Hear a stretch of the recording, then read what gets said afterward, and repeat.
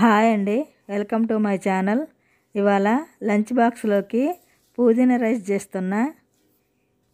పుదీనా కట్టలో సగం తీసుకున్న, ఆకులన్నీ కడిగి మిక్సీ జార్లో వేసుకున్న, ఒక 3 పచ్చిమిర్చి వేసుకున్న, 1 ఇంచు మందం చెక్క తీసుకున్న, ఒక 5 లవంగాలు,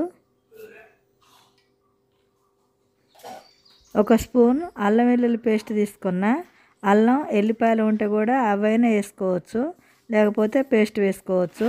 1 స్పూన్ ఉప్పు వేసుకొని మొత్తం మిక్సీ పట్టుకోవాలి. మెత్తగా మిక్సీ పట్టడం అయిపోయింది. ఇదంతా ఒక గిన్నెలో వేసుకుందాం. ఇప్పుడు స్టవ్ ఆన్ చేసుకొని గిన్నె స్టవ్ మీద పెట్టుకుందాం. గిన్నె వేడెక్కింది.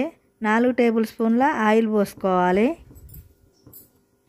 తాలింపు కోసం పల్లీలు, మినపగుండ్లు వేసుకొని వేయించుకోవాలి.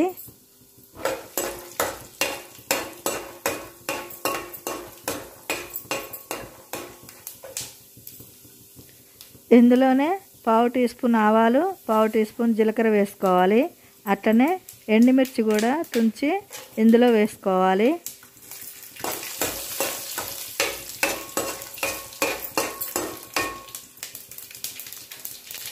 ఇప్పుడు కరివేపాకు, 4 పచ్చిమిర్చి కట్ చేసుకొని ఇందులో వేసుకోవాలి.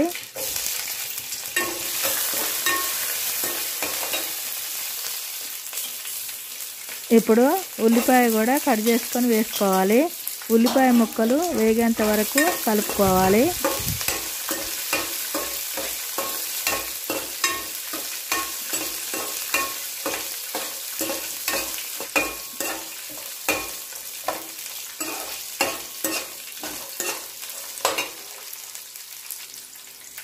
ఇందులోనే 1/2 టీ స్పూన్ పసుపు వేసుకోవాలి.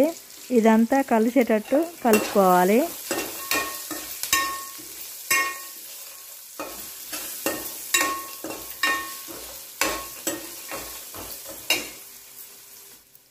ఇప్పుడు మిక్సీ పట్టిన పుదీనా పేస్ట్ కూడా ఇందులో వేసి కలపాలి.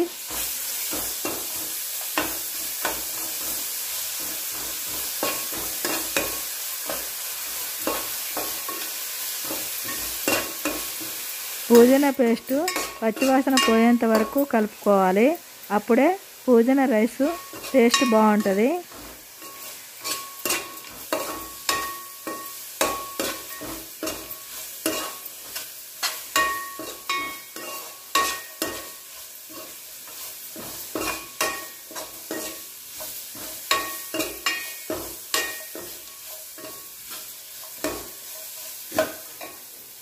రైస్ కుక్కర్లో వస్తుంది కదా కప్పు, ఆ కప్పుతోని 2 కప్పుల అన్నం వండిన.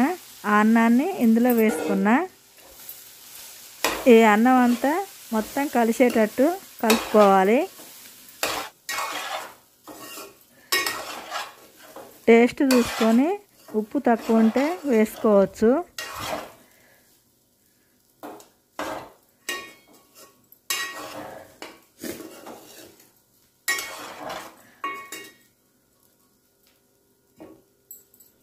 ఇందులోనే 1 నిమ్మకాయ కట్ చేసుకొని పిండుకోవాలి. అప్పుడు టేస్ట్ ఇంకా బాగుంటుంది.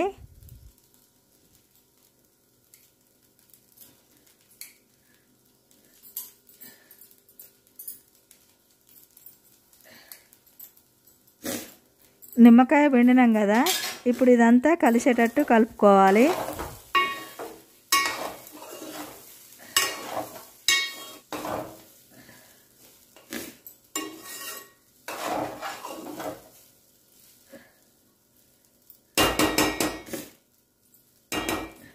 ఇప్పుడు స్టవ్ ఆఫ్ చేసి దించేసుకుందాం.